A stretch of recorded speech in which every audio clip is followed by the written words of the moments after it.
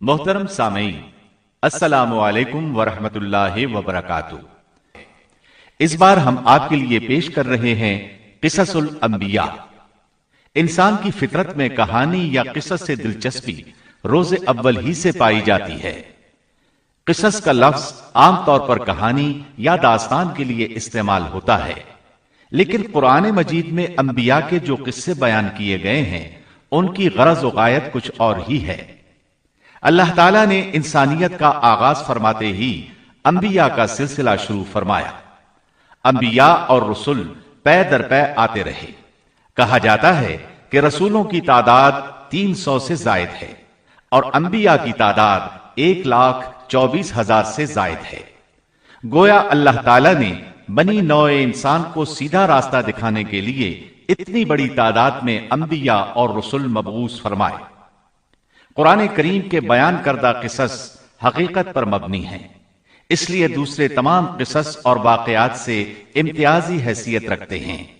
इनका ताल्लुक ख्यालात और जहनों से घड़ी हुई बातों से नहीं, बल्कि वो जमीन पर वाक़े हो चुके इंसानों ने अपनी जिंदगी के मुख्तलिफ अदवार में उनका मुशाहदा किया, और फिर ये वाकयात इस लिहाज से भी मुनफरिद हैं कि इबरत का बाइस हैं। कुरान करीम के ये किसस लुत्फ अंदोज होने के लिए हरगिज नहीं सुनाए गए, बल्कि इनसे तो बनी नौए इंसान को सीधा रास्ता दिखाना मकसूद है। ये मकसद था कि इंसानियत इबरत पकड़े, रोजे जजा के बारे में आंखें खोल ले, इन वाकयात को सुनकर और पढ़कर अपना रास्ता मुंतखब कर ले। गुज़श्ता अंबिया की उम्मतें जो भयानक जराइम करती रही हैं उनसे अपना दामन बचा ले। इसीलिए अंबिया के हालात से वाकिफियत अजहद जरूरी है। जब तक हम अंबिया के वाकयात से रूशनास नहीं हो जाते, उस वक्त तक कुरान मजीद तक मुकम्मल रसाई हासिल नहीं कर सकते। कितनी बार सैयदना आदम अलैहिस्सलाम का किस्सा बयान हुआ, कितनी मर्तबा नूह अलैहिस्सलाम का तज़किरा हुआ। इसी तरह मूसा अलैहिस्सलाम और बनी इसराइल का जिक्र आया। फिरौन का वाकया बयान हुआ। मूसा अलैहिस्सलाम और फिरौन का जिक्र तो करीब करीब 70 मकामात पर आया है और मुसलसल किस्सा बयान होता रहता है। कितनी सूरतों का नाम अंबिया के नामों से मंसूब है। लिहाजा जो शख्स इन किस्स से लाइल्म है वो कुरान के एक बड़े हिस्से से महरूम है। इन वाकयात से रहनुमाई हासिल करने से एक मकसद ये भी है कि दावत इल्लाह का रास्ता मालूम हो जाए, लोगों को अल्लाह की तरफ बुलाने का ढंग हमें आ जाए।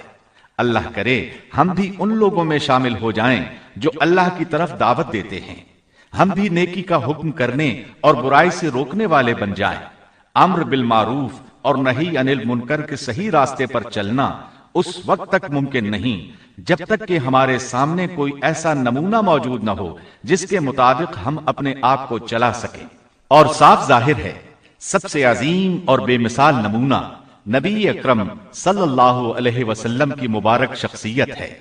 जैसा कि अल्लाह ताला फरमाते हैं, लक़द कान लकुम फी रसूलिल्लाहि उस्वतुन हसनह। यकीनन तुम्हारे लिए रसूलुल्लाह की जिंदगी बेहतरीन नमूना है। रसूल अकरम सल्लल्लाहु अलैहि वसल्लम के बाद सबसे नुमाया मिसाल और नमूना बाकी तमाम अंबियाए किराम हैं। फिर सहाबाए किराम और सालेह लोग भी नमूना हैं। अंबियाए किराम के वाकयात कुरान करीम के जरिए हम तक पहुंचे हैं।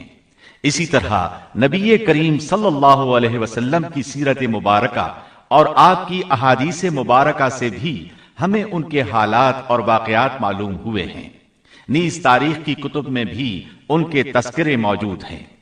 अंबिया के मौजू पर लिखी जाने वाली कुतुब में से वाज़े और नुमाया हैसियत इमाम इब्ने कसीर रहमहुल्लाह की किताब क़िससुल अंबिया है।